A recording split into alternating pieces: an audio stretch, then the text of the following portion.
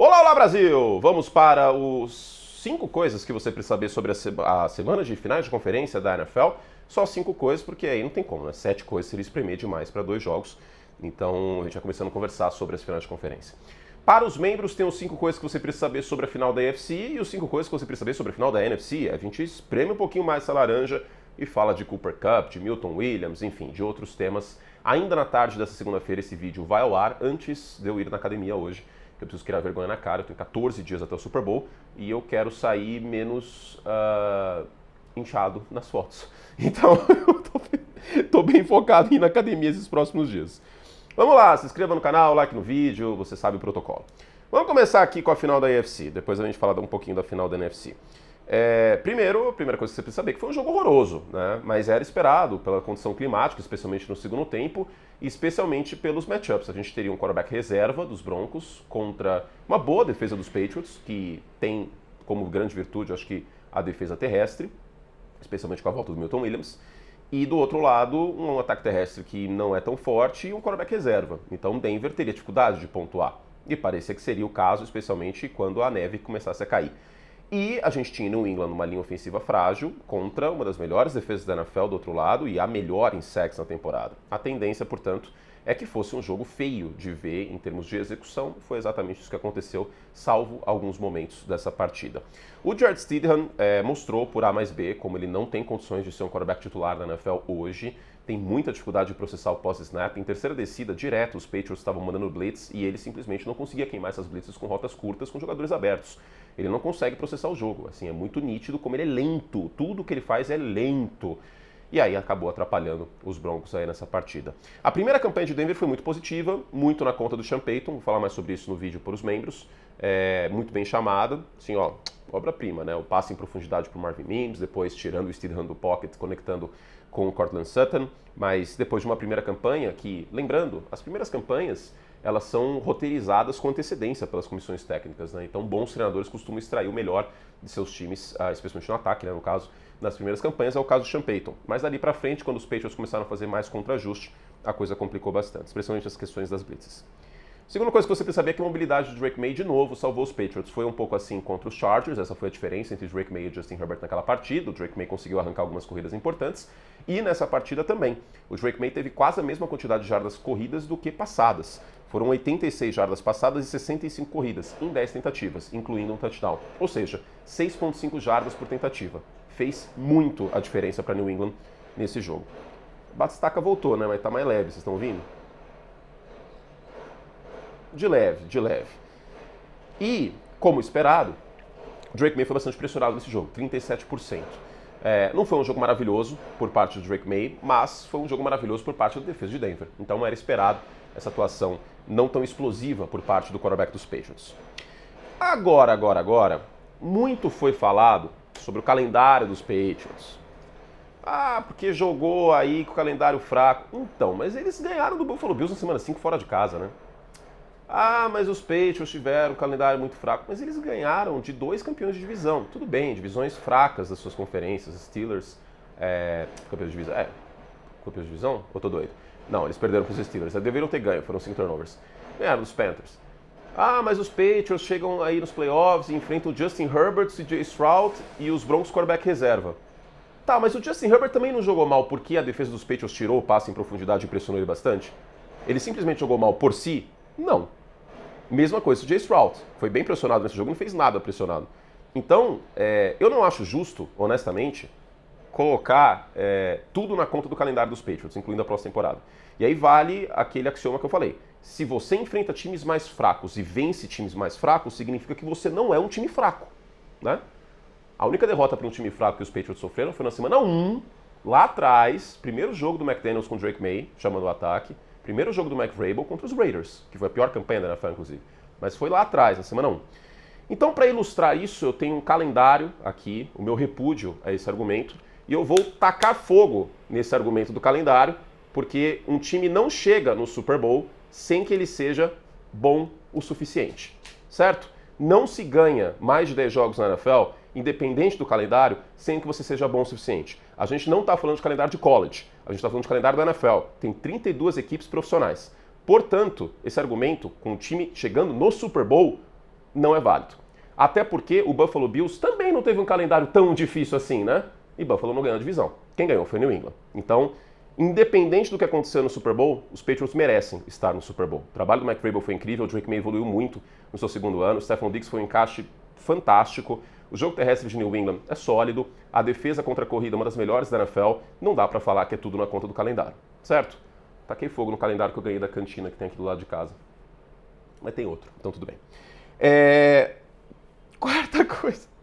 Este vídeo está sendo... A cafeína bateu, né? Este vídeo está sendo um oferecimento Max Verstappen. Estou te financiando, hein, Max? Não é publi, tá? Não estou recebendo nada. Até porque até parece que eles iam me patrocinar. Mas tá difícil hoje. Tá difícil. Acordei zureta. Então a cafeína vai ser importante. A taurina também. Lembrando que é sabor energético. Vamos lá. E aí, faltou dar a nossa premiação, o jogador invictus dessa semana de final de conferência, para mim é o Drake May, porque justamente em meio à adversidade, neve e tudo mais, ele conseguiu conduzir os Patriots a um touchdown para lá de importante e correu bem com a bola e conseguiu escapar algumas vezes, ganhando bastante território. Então, Drake May, pensando aí em todas as virtudes dos produtos da Invictus, é o nosso jogador invictus da semana. E tem cupom, claro, o cupom é curte, e eu vou mostrar um produto que eu não mostrei ainda para vocês da Invictus, que são os adesivos. Esses aqui são, entre aspas, genéricos, né? Tem o estilo da NFL, tem bola, etc. Mas tem de times também. Ótimo, né? Eu mostrando com a iluminação aqui. Tem de times também que você pode comprar sua caneca, seu copo térmico e tudo mais. Ó aqui do Berzão. E eles não saem na água, hein? Então pode lavar à vontade que não sai. Quer ver? Ó, vou mostrar aqui, jogando um pouco de Red Bull. Olha lá, ó. Olha lá. Não saiu, ó. Tá vendo? Que maravilha. Eu sou muito bom como... merchan, hein? Ah, que beleza! Vamos falar agora do cooler da Bruma. Então é isso. Entra lá, invictus.com.br. Molhei tudo aqui, velho. Nossa, que caótico. E compre os adesivos também, né? Que é baratinho, se você não quiser gastar tanto dinheiro, tal, nas mochilas, tal, da Invictus. Usa também, tá? Compra também, mas tem os adesivos lá. Eu ainda não divulguei, então tá divulgado. Vamos lá, quarta coisa que você precisa saber, Darius Williams e a secundária dos Rams. Foi um grande fator. Muito mérito do Jackson Smith-Njigba nessa partida, deixando isso muito claro. Um dos melhores jogos dele na temporada, considerando o contexto. O Cooper Kupp também aparecendo em situações importantes. Até falei sobre isso no aquecimento, né, no pré-jogo no Sport TV e na GTV, que foi... era uma tendência, né, o Cooper Kupp aparecer em terceiras descidas e tudo mais. Ainda mais com a verticalidade do Shaheed, eventualmente o Jackson Smith-Njigba. Você ter o Cooper Kupp como uma rota mais curta, como uma alternativa, seria muito positivo. E foi, tá? Então, eu queria destacar isso. O pior cornerback dos Rams foi o Darius Williams. Era uma questão que eu falava já há algum tempo, a secundária dos Rams. Ela jogou bem contra os Bears, deixando isso muito claro. E ela também jogou bem na medida do possível contra os Panthers, especialmente no primeiro tempo, né? E ela estava envergando, mas não quebrando, porque ela estava conseguindo roubar a bola do adversário. Não conseguiu justamente contra o quarterback que mais sofreu turnovers na NFL, o Sam Darnold, que tinha um histórico terrível contra os Rams, defesas do Chris Shula, 4 interceptações no primeiro jogo que eles enfrentaram nessa temporada, e é justamente sobre ele que eu vou falar agora. Os humilhados serão exaltados, hein? Eu confesso que a minha preocupação com o Darnold tinha diminuído um pouco, mas ainda existia. E eu acho que o torcedor de Seattle também estava assistindo o jogo tenso, tipo, será que ele vai estragar tudo? Ele não estragou tudo, e que bom, cara. Sério, que bom. Eu fico muito feliz. Eu amo esporte por conta disso também. É gostoso estar errado. É gostoso estar errado. Não teria graça nenhuma se absolutamente todos os meus temores ou preocupações com alguns jogadores se concretizassem. Às vezes eles concretizam, especialmente quando era quarterback dos Bears no passado, né? Com Caleb não, mas meu Deus do céu. Mas que bom, cara. Que bom que o Sam Darnold deu essa volta por cima. A gente viu alguns quarterbacks fazendo isso no passado recente na NFL, o Baker Mayfield, por exemplo, o próprio Daniel Jones antes da lesão, né, seu melhor momento da carreira, talvez passando a bola. Tinha muita questão do play action, Jonathan Taylor, eu sei, mas o Daniel Jones também, e o Sam Darnold, né, que, cara, ele foi pro banco pro PJ Walker em Carolina. Chegou a esse ponto a carreira do Sam Darnold, e totalmente desacreditado. Eu gostava dele saindo de USC, do college, não era meu primeiro quarterback daquela classe, era o Josh Rosen, mas esse aí também... O cara não gostava de NFL, né? Você tem que gostar de NFL para trabalhar com ele. Se você não gosta de NFL, é um negócio complicado. E o Darnold, muito maduro.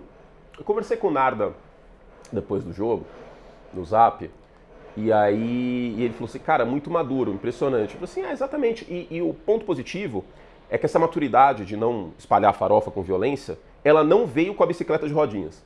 Porque eu tenho a teoria dos mesmos criadores de Jogo da Feijoada, de Imposto Allen, quarterback batata frita, quarterback pantufa, vem aí mais uma, a teoria da bicicleta de rodinha. Isso aconteceu com o Daniel Jones.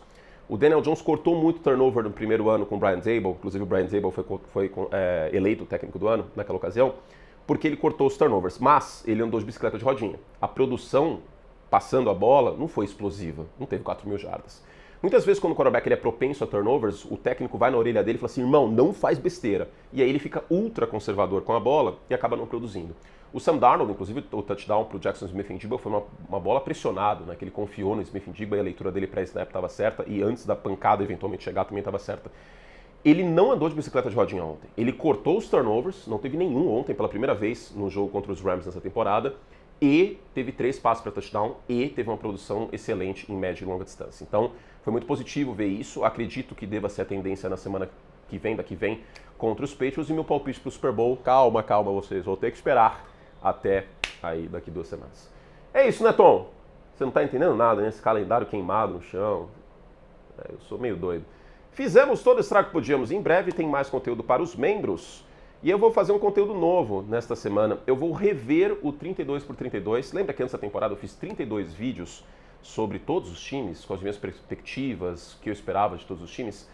Eu não lembro o que eu falei de Seattle, confesso que eu não lembro. Provavelmente eu falei que eu estava preocupado com o Darnold. Mas New England foi um time que eu estava bem mais otimista que eu acho que boa parte da imprensa nos Estados Unidos e aqui no Brasil.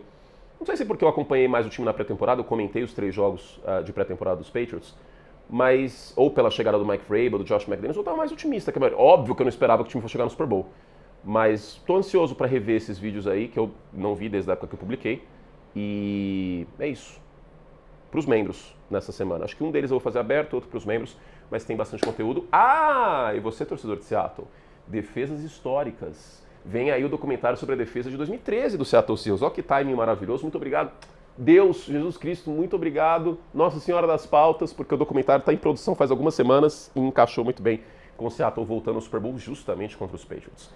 Fizemos todo o estrago que podíamos e para terminar, muito obrigado pela audiência na GETV ontem e no Sport TV, hein? Incrível os números. Na GETV a gente passou de 100 mil pessoas simultâneas durante todo o jogo, basicamente, e o jogo no On Demand vai chegar a mais de 1 milhão de pessoas tendo assistido de graça uma partida de NFL.